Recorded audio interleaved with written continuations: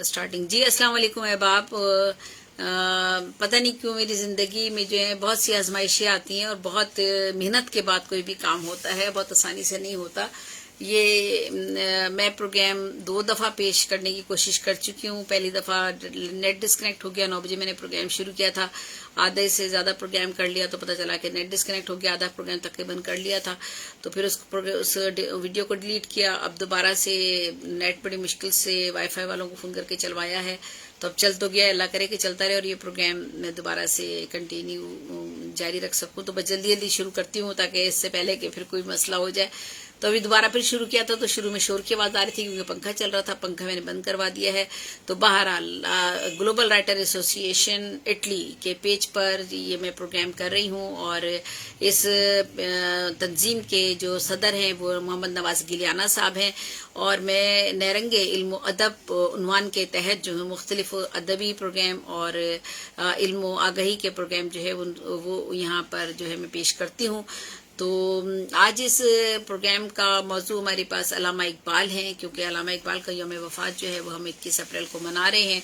तो अल्लामा इकबाल के हवाले से ही आज मैं आपसे बात करूंगी।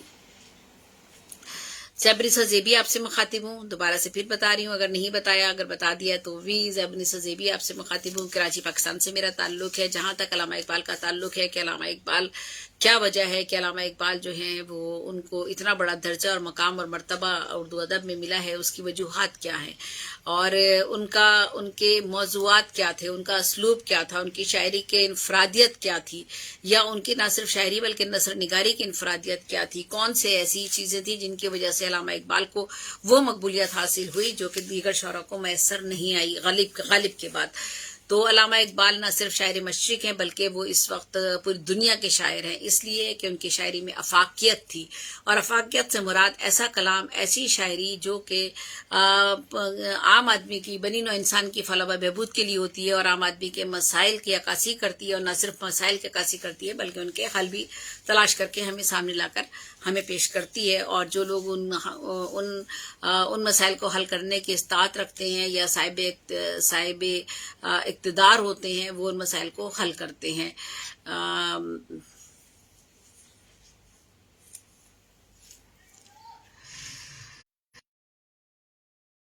पॉज किया था, वाईफाई वाले पूछे थे प्रोग्राम चल गया है, मैंने कहा जी चल गया है।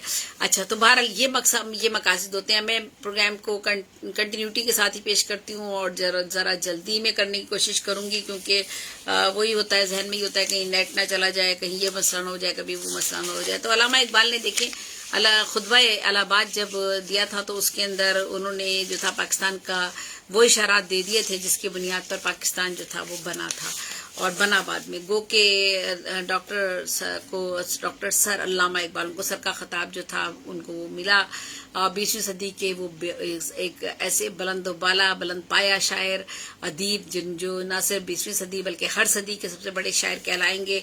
और आपकी शायरी जो है वो न सिर्फ शायरी बल्कि नसर निगारी में भी आपने एक बड़ा मकाम और मर्तबा जो है वो पाया है। उसकी बहुत सी वजूहात हैं, अभी हम उनकी तरफ भी चलते हैं, लेकिन पहले मैं डायरेक्ट आपसे बात करती हूँ अल्लामा इकबाल के हवाले से। और उनके लिए मैं कहती हूँ अल्लामा इकबाल के लिए कि रद्बुल लिसान उनका तो सारा जहान है, खुद अपनी शायरी का वो एक आसमान है, वो शायरी का एक सितारा है अर्जुमंद, बज़्मे जहां में नाम है उनका तो सर बुलंद।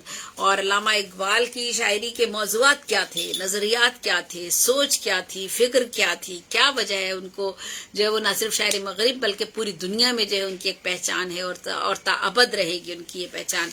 तो उनके जो मौज़ूआत और नजरियात का जो अहाता अगर किया जाए तो ये कहना बेजा ना होगा कि उनमें हमगिरियत थी, वसत थी और ज़िंदगी के मुख्तलिफ नौ पहलुओं के मतनव्वो रंग नुमाया हैं। उनका कलाम आला अखलाकी कदरों, इंसानी अजमतों और फ़लसफ़ा हयात का आईनादार है जिसमें इंसान और इंसानी ज़िंदगी से मुताल्लिक़ इनफरादी और इज्तिमाई सोच व फ़िक्र और उनके मसाइल व मुश्किलात और हालात का तस्करा मिलता है और न सिर्फ तस्करा मिलता है बल्कि उनका हल भी हमें नजर आता है। तो उन्होंने बनी नो इंसान को हयात नौ का एक पैगाम दिया। आपने कौम और नई नस्ल को तौहीद और रिसालत और मार्फत और शरीयत और तरीक़त کا ادراک دیا. یعنی آپ نے نہ صرف پوری دنیا کو بلکہ آپ نے مسلمانوں کو خاص طور پر مخاطب بھی کیا ہے, اور مسلمانوں کے لیے بھی آپ نے جو آپ نے بات کی ہے, یعنی آپ کے سوچ اور فکر میں ایک رجحان یہ بھی تھا کہ احیائے امت اسلام ہو, یعنی مسلمانوں کی عظمت کا جو شہرہ تھا ایک زمانے میں, جو اب تنزلی کا شکار تھا یا اس وقت تنزلی کا شکار ہونے لگا تھا, اس کو دوبارہ سے کس طرح سے جو ہے اس کو عروج پر دوبارہ لے کر جایا جائے, مسلمانوں میں ایسی کون سی خوبیاں پیدا کی جائے. تو انہوں نے اس کے لیے کیا کیا کہ مسلمانوں کے فکر و احساس کو ترجمانی دینے کے لیے انہوں نے نئی نسل اور قوم کے لیے توحید و رسالت, معرفت و شریعت و طریقت کا ایک ادراک جو تھا وہ اپنے کلام کے ذریعے بھی, اپنی نثر کے ذریعے بھی جو تھا انہوں نے دیا. وہ کہتے ہیں علامہ اقبال, شب گریزاں ہوئی آخر جلوہ خورشید سے, شب گریزاں ہوئی آخر جلوہ خورشید سے, یہ چمن معمور ہوگا نغمہ توحید سے. تو آپ نے قرآن حکیم, احادیث اور احکام الہی کی تشریح اور تفسیر کے ذریعے نسل نو کی روحانی تربیت کی. مذہبی ہمانگی, باہمی اتفاق و یگانگت, قومی وحدت و یکجہتی اور ملت اسلامیہ کے عروج کے نکات کو آپ نے واضح کیا اپنے کلام میں. آپ نے قرآنی مضامین کو بھی اپنے کلام کا حصہ بنا کر انسان کی خوبیدہ صلاحیتوں کو بیدار کر کے اس سے کردار کی افضلیت و برتری کا احساس دلایا. خوبیدہ صلاحیتیں کون سی ہوتی ہیں؟ جو ایسی صلاحیتیں جو ہمارے اندر موجود تو ہیں لیکن وہ یا تو ان تک ہماری رسائی نہیں ہے یا ہماری پہچان ہی نہیں ہے کہ ہمارے اندر کون کون سی صلاحیتیں ہیں, ہم ان کو کس طرح سے اجاگر کریں, یا ہم ان بیداری کی طرف اس طرف جانا ہی نہیں چاہتے, یا ہم سستی اور کاہلی کا شکار ہیں تو ہم اپنی ان صلاحیتوں کو بروئے کار ہی نہیں لانا چاہتے, جو صلاحیتیں ہم سب کے لیے جو ہے وہ بہت اہمیت کی حامل ہیں. تو علامہ اقبال عام آدمی کو مرد خدا, مرد مومن, کیا ہو رہا ہے محمد اقبال, علامہ اقبال عام آدمی کو مرد خدا, مرد مومن, بندہ افاقی, مرد کامل کے روپ میں اشرف مخلوقات کے مرتبے پر سرخرو دیکھنا چاہتے ہیں. جی بیچ میں نے اپنے ہسبینڈ کو آواز دی تھی اور ان سے بات کی تھی میں نے. تو بہرحال میں کوئی بات نہیں, گھر ہوتا ہے جہاں آپ بیٹھے ہوتے ہیں, تو جب آپ لائف جا رہے ہوتے ہیں تو آپ کے ارد گرد بھی جو کچھ ہو رہا ہوتا ہے وہ بھی آپ پر اثر انداز ہوتا ہے. تو بہرحال چلے, علامہ اقبال نے عام آدمی کو کیا کہا, انہوں نے مرد خدا, مرد مومن, بندہ افاقی, مرد کامل کے روپ میں وہ اشرف مخلوقات کے مرتبے پر ایک عام آدمی کو سرخرو دیکھنا چاہتے تھے.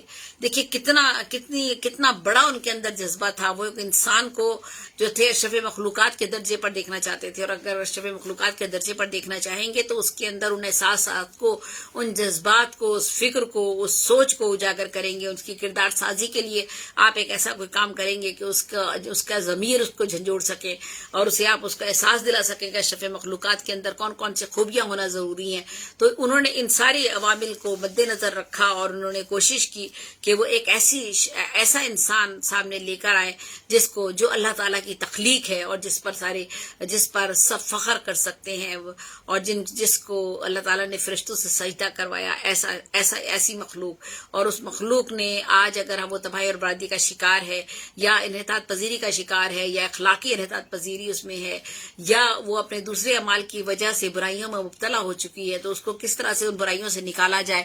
تو علامہ اقبال نے اپنی شاعری کے ذریعے جو تھا یہ اس پیغام کو اجاگر کرنے کی کوشش کی, اور انہوں نے کہا کہ مجھے ایک ایسا انسان ہونا چاہیے جس کو ہم مرد مومن کہہ سکیں. مرد مومن کون ہوگا؟ جو اسلام پر عمل کرے گا, جو اللہ کی دکھائے ہوئے راستے پر, حقوق العباد پر جو ہے اس کی پیروی کرے گا, حقوق العباد کی اور اللہ تعالیٰ کی عبادات کی طرف راغب ہوگا, وہ مرد مومن ہوگا. بندہ افاقی کون سا بندہ افاقی کہلائے گا؟ جو وہی افاقی بندہ کہلائے گا جو اللہ کے راستے پر چلے گا. مرد کامل کون ہو سکتا ہے؟ مرد کامل وہی انسان ہو سکتا ہے جو حضور صلی اللہ علیہ وآلہ وسلم کی سنت پر عمل کرے گا, جو انہوں نے ہمیں احادیث ہمیں دی ہیں ان کے مطابق اپنی زندگی گزارنے کی کوشش کرے گا. پھر ہمارے سامنے قرآن شریف ہمارے سامنے اللہ کی طرف سے ہمارے سامنے آیا ہے, اترا ہے حضور صلی اللہ علیہ وسلم پر, جو ہمارے لیے مشعل راہ ہے ہماری زندگیوں کو بہتر بنانے کے لیے. تو وہ ان سب چیزوں کا حوالہ دیتے ہوئے وہ مسلمانوں کو چاہتے تھے کہ مسلمان جو ہے ایک ایسا مرد مومن بنے جس کے کردار اور گفتار میں تضاد نہ ہو, جو حق اور باطل میں تمیز کر سکے, جو قرآن و حدیث کو سمجھتا ہو, اطاعت خدا بندی کا پابندی کرے, حقوق العباد کی اہمیت سے بہراور ہو, اور جو دلوں کو فتح کرنا جانتا ہو. دیکھیں نا, ہم تو دلوں کو فتح کرنا نہیں جانتے, ہم تو دلوں کو دکھا رہے ہیں, ہم تو دلوں کو تکلیف دے رہے ہیں. وہ میرے ایک شعر ہے نا, عظیم انسان وہی ہیں زیبی دلوں پہ جن کی حکومتیں ہیں. تو بے شک عظیم انسان وہی ہوتا ہے جن کے जिसके दिलों पर हुकूमतें होती हैं। तो अल्लामा इकबाल जैसे लोग ही जिन्होंने अपनी कौमों की तकदीरें बदल दी हैं, अल्लामा इकबाल हैं, बहुत से हमारे लीडर हैं, अल्लामा इकबाल हैं, कायद आज़म का हम जिक्र कर सकते हैं, बेशुमार लोगों का जिक्र कर सकते हैं जो कौमों की तकदीरें बदलने के लिए जो है अल्लाह ताला की तरफ से पैदा किए जाते हैं। तो ज़रब कलीम में वो कहते हैं, वो सहर जिससे लरसता है शबिस्तानी वजूद, होती है बंदाए मोमिन की अज़ा से पैदा। तो देख लीजिए उनका कलाम में क्या पैगाम है। वो कहते हैं खुदशनासी और खुदे के सरार इंसान को अपनी सलाहियतों पर एतबार करना सिखाते हैं। वो कहते हैं, ए इंसान अपनी हस्ती को पहचान, अपनी हस्ती को साबित कर, तू राज़े कुनो मका है, अपनी आंखों पर अया हो जा, खुदी का राजदां हो जा, खुदा का तर्जुमा हो जा। वो अपनी नज्म खताबे नौजवानाने इस्लाम में हरकत व अमल, मेहनत व कोशिश और जद्दोजहद को इंसान की कामयाबी करार देते हैं। देखे, अगर हम सुस्त हैं, काहिल हैं, पड़े हुए हैं और कोई काम नहीं करना चाहते तो कुछ भी हासिल नहीं कर सकते। तो सबसे अहम चीज उनका एक नजरिया ये भी है, हरकत और अमल का नजरिया, यानी मेहनत और कोशिश का नजरिया, जद्दोजहद का नजरिया। ये जो इंसान को कामयाबी के रास्ता दिखाता है, जो इंसान को कामयाबी तक लेके जाता है। वो कहते हैं कि जब इंसान अपने अंदर छिपी हुई सलाहियत और खूबियों से वाकिफ हो जाता है तो वो सुस्ती और कायली और बेकारी से जान छुड़ाकर कामयाबी के जानिब रवां दवा होता है। तो कोशिश करनी चाहिए कि हम उनके इन अक़वाल पर, इन अफ़ाल पर अमल करने की कोशिश करें और अपनी जिंदगी का एक लम्हा भी ज़ाया किए बगैर अपने आप को मस्बत कामों की तरफ जो है वो मसरूफ़ अमल रखें, मस्बत कामों में मसरूफ़ अमल रखें। अब आप देखिए कि हम भी, मैं भी आप सब लोगों ही की तरह हूँ, लेकिन बहरहाल थोड़ी सी कोशिश करती हूँ कि जितना भी मुझे वक्त मिलता है, चाहे कितनी भी थकावट हो, कितने भी मसाइल हों, कितनी भी बीमारियां हों, कितनी भी परेशानियां हों, कैसे भी हालात हों, मेरी कोशिश यही होती है कि कुछ ना कुछ इल्म हासिल करती रहूं और वही इल्म थोड़ा बहुत आगे बढ़ाती रहूं। ये मेरी कोशिश होती है। मैं बैठ नहीं सकती ज्यादा देर तक, लेट कर लिखती हूँ, बरसा बरस से यही मेरा काम है। 15-16 घंटे लिखती हूँ तो लेट कर ही लिख रही होती हूँ, बैठ जाती हूँ तो फिर तकलीफ शुरू हो जाती है, आंखों से मुझे कम नजर आता है।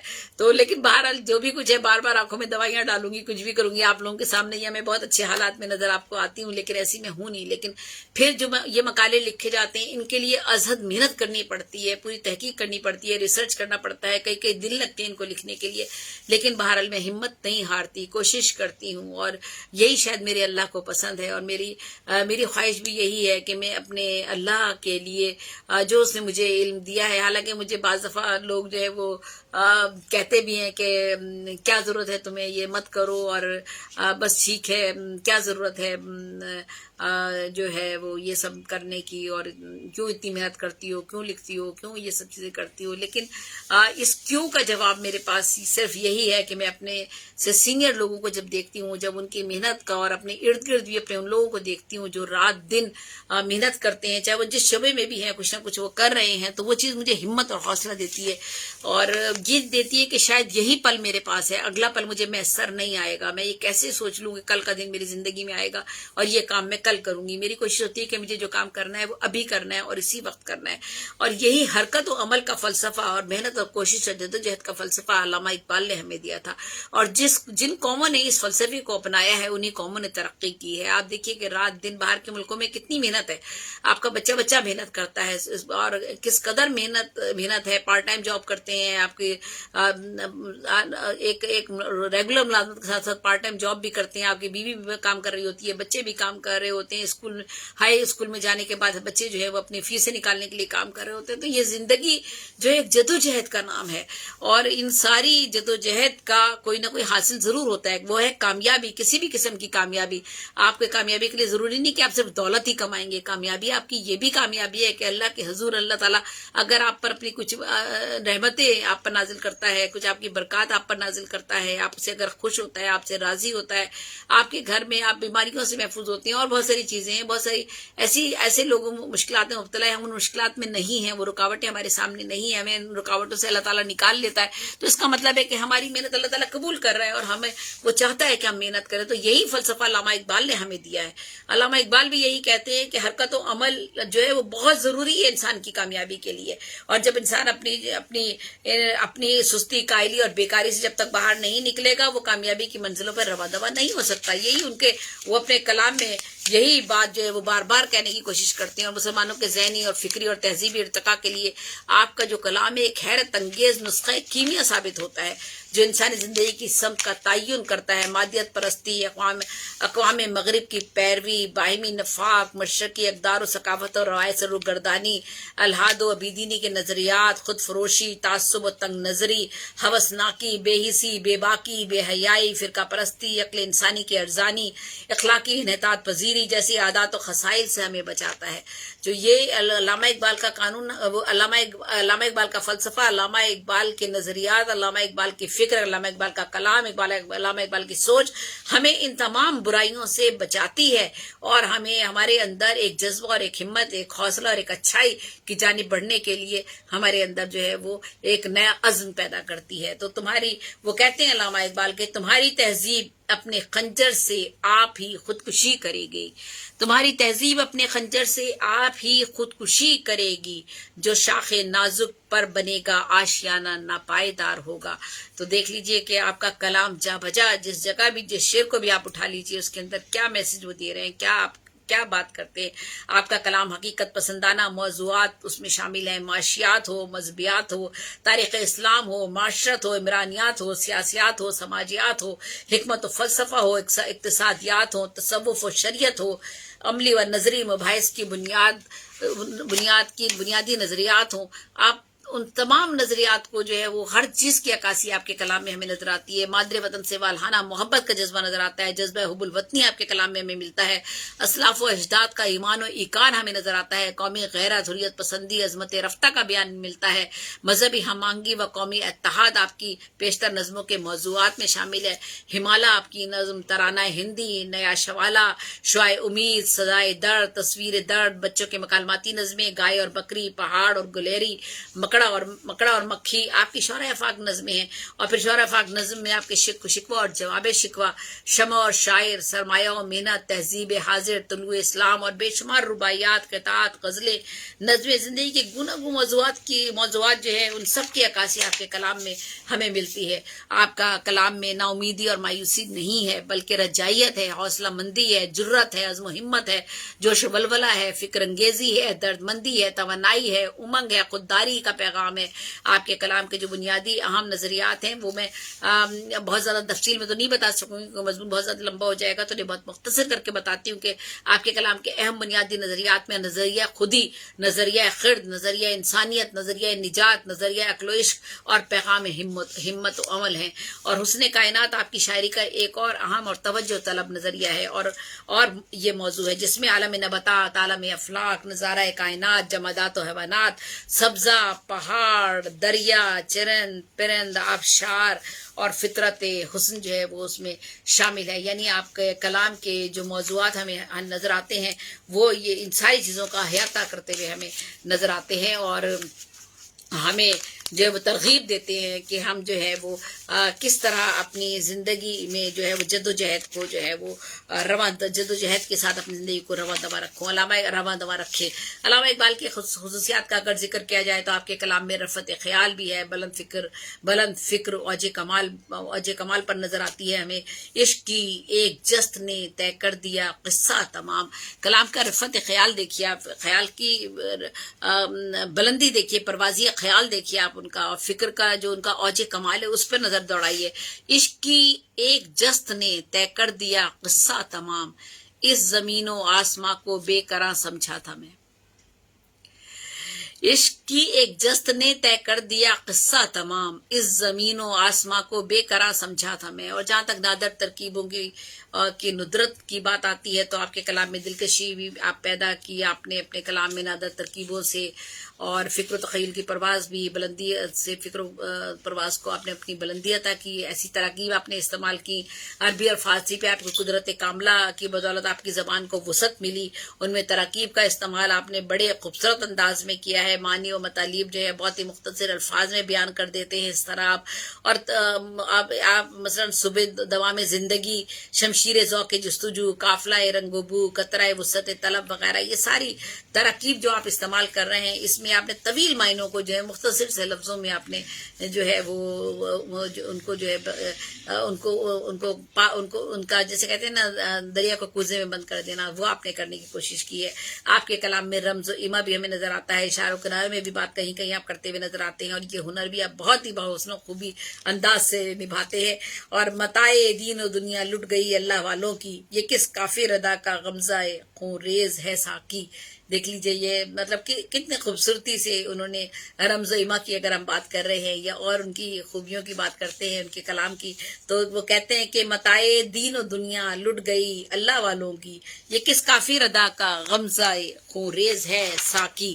تو جہاں تک حسن الفاظ سے آپ نے تکرار کی کیفیت پیدا کرنے کی کوشش کی ہے، تو وہ بھی ہمیں جا بجا ہمیں نظر آتی ہے. آپ کے شعر جس سے شعر کے مفہوم اور معنی میں ایک زندہ تصویر کا سما بن جاتا ہے. آپ کہتے ہیں میرے طوفان یم بیم دریا بدریا جو بجو، یقین محکم عمل پہم محبت فاتح عالم. میرے طوفان یم بیم دریا بدریا جو بجو، یقین محکم عمل پہم محبت فاتح عالم. اور بانگ درا کی اگر آپ کا یہ نظمیں ان کی ایسی ہیں جو قدرتی مناظر کی عکاسی تصویر کشی کے بہت عمدہ نمونے ان میں ہمیں ملتے ہیں. ابر کوثر ہے، ایک شام اور ایک آرزو، ہمالیہ کی نظم ہے اور وہ آپ کا شعر تو سبھی لوگ جانتے ہیں. پھول ہیں صحرا میں یا پریاں قطار اندر قطار، پھول ہیں صحرا میں یا پریاں قطار اندر قطار، اودے اودے نیلے نیلے پیلے پیلے پیرہن. اور تشبیہ اور استعارے کی اگر آپ بات کریں اور تلمیحات کی اگر بات کریں اور شعری جمالیات کے حسن کی بات کریں، تو آپ نے ان میں تازگی اور جدت کو اپنایا ہے. سارے شعراء اپناتے ہیں، ثنائے بدائع بھی استعمال کرتے ہیں لوگ، اور جو ہے فصاحت و بلاغت کے ساتھ بھی لوگ کلام کہتے ہیں، سیل ممتنع میں بھی کلام کہتے ہیں، مختلف اسلوب اپناتے ہیں لوگ. اور تمام شعراء کی کوشش ہوتی ہے کہ اپنے کلام کو بہتر سے بہتر بنائیں، لیکن جو بات اور جو کمال ہمیں علامہ اقبال کے نظر آتا ہے وہ ہمیں دوسروں کے ہاں ذرا کم نظر آتا ہے. وہ آپ کہتے ہیں کہ حسن ازل ہے پیدا تاروں کی دل بری میں، جس طرح عکس گل ہو شبنم کی آرسی میں. تو اب آپ دیکھیے گا، حسن ازل ہے پیدا تاروں کی دل بری میں، جس طرح عکس گل ہو شبنم کی آرسی میں. اور آپ کا دل قوم و ملت کی حالت دیکھ کر ملول و افسردہ ہوتا ہے، اس لیے قومی اور ملی خیالات میں بہت سوز و گداز ہمیں نظر آتا ہے. صدائے درد اور جو ہے دیگر نظمیں جو ہیں آپ کی سراپا سوز و گداز میں ڈوبی ہوئی نظر آتی ہیں.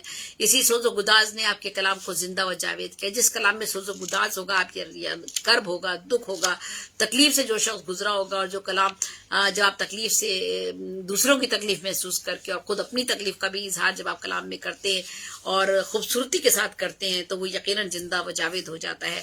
وہی میری کم نصیبی وہی تیری بے نیازی، میرے کام کچھ نہ آیا یہ کمال نئے نوازی.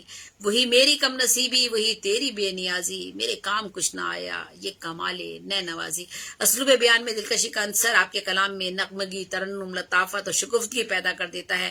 یہ با فیضان نظر تھا یا کہ مکتب کی کرامت تھی، با فیضان نظر تھا یا کہ مکتب کی کرامت تھی، سکھائے کس نے اسماعیل کو آداب فرزندی. آپ کے کلام میں بلا کا جوش و جذبہ ہے، جذبات کی فراوانی موزن ہے.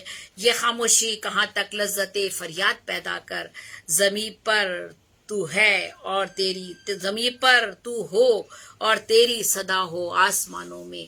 یہ خاموشی کہاں تک لذت فریاد پیدا کر، یہ خاموشی کہاں تک لذت فریاد پیدا کر، زمین پر تو ہو اور تیری صدا ہو آسمانوں میں. تو علامہ اقبال کی مشہور تصنیف میں بانگ درا، بال جبرائیل، ضرب کلیم، ارمغان حجاز، پیام مشرق، رموز بے خودی، جاوید نامہ، زبور عجم اور بہت سی تخلیقات ہیں. آپ نے فارسی میں بھی کلام کا ہے، نثر نگاری بھی کی ہے، انگلش میں بھی آپ کی کتب آئی ہیں. داغ دہلوی سے آپ کا غائبانہ تعلق رہا اور خط و خطابت کے ذریعے آپ نے شعری رہنمائی بھی حاصل کی. 16 برس کی عمر میں میٹرک کرنے کے بعد آپ کی کریم بی بی سے شادی ہو گئی تھی اور 2 اولادیں، بیٹی معراج بی بی اور بیٹا آفتاب اقبال ہوا. عقد ثانی سردار بیگم سے ہوا اور ان کے وطن سے جاوید اقبال پیدا ہوئے. جب آپ کی وفات ہوئی تو وہ 13 برس کے تھے. آپ کی والدہ امام بی بی، والد شیخ نور محمد مذہبی اور صوفیانہ مزاج کے حامل تھے. اسی ماحول نے ہی آپ کی کردار سازی میں اہم کردار ادا کیا. میونخ یونیورسٹی جرمنی سے ایران میں ماں بعد از طبیعت کا ارتقاء کے موضوع پر تحقیقی مقالہ اور پھر ڈاکٹر آف فلاسفی کی PhD کی ڈگری بھی آپ نے حاصل کی. برطانیہ کے کالج لنکرنگ سے بیرسٹری کا امتحان بھی آپ نے पास किया, यानी आपने तालीम में भी, यानी ये नहीं कि सिर्फ शायरी की तरफ ही लग गए तो तालीम जो था उससे आपने जो था वो मुंह मोड़ लिया, नहीं, आपने ऐसा नहीं किया, तालीम भी बहुत आला हासिल की। कुछ अर्सा तक ओरिएंटल कॉलेज लाहौर में तारीख और फलसफे के उस्ताद भी आप रहे। सरकार बरतानिया की जानिब से 1922 में सरकार को खिताब मिला, 1926 में मजलिस कानून साज के मेंबर बने और मेंबर चुने गए। 1930 में मुस्लिम लीग के इजलास इलाहाबाद में आपने तारीख खुतबा दिया जिसमें पाकिस्तान की तजवीज़ के इशारात मौजूद हैं। आपने अपनी तमाम नादिर कुतुब अंजुमन हिमायत इस्लामिया कॉलेज की लाइब्रेरी को देने की वसीयत भी कर दी थी। आपने 9 नवंबर 1877 को सियालकोट में पैदा हुए और 21 अप्रैल 1938 को वफात पाई। आपकी दस्ते खाकी को शाही मस्जिद लाहौर की सीढ़ियों के करीब सुप्रते खाक किया गया। आज की 21 अप्रैल ही है और इसी मौके पर हम अल्लामा इकबाल को खराज अकीदत पेश कर रहे हैं। तो आखिर में फिर कहूंगी, शहरे सियालकोट के कौकब थे अर्जुमंद, वो आसमां पे फेंकते थे फिक्र की कमंद। शायर नए मिजाज के थे इसमें शक नहीं, हर एक शख्स रखता है इस बात पर यकीन। तो मैं इजाज़त चाहूँगी आप लोगों से, और मेरा ख्याल है कि मैंने मजमूई तौर पर अल्लामा इकबाल के हवाले से जो है, उनकी शायरी के हवाले से, उनकी शायरी के खसूसियात के हवाले से, उनके कलाम के मौज़ूआत और नज़रियात, उनका पैगाम और उनकी सोच, उन सारी चीज़ों का मैंने अहाता करने की कोशिश की है। और जो है वो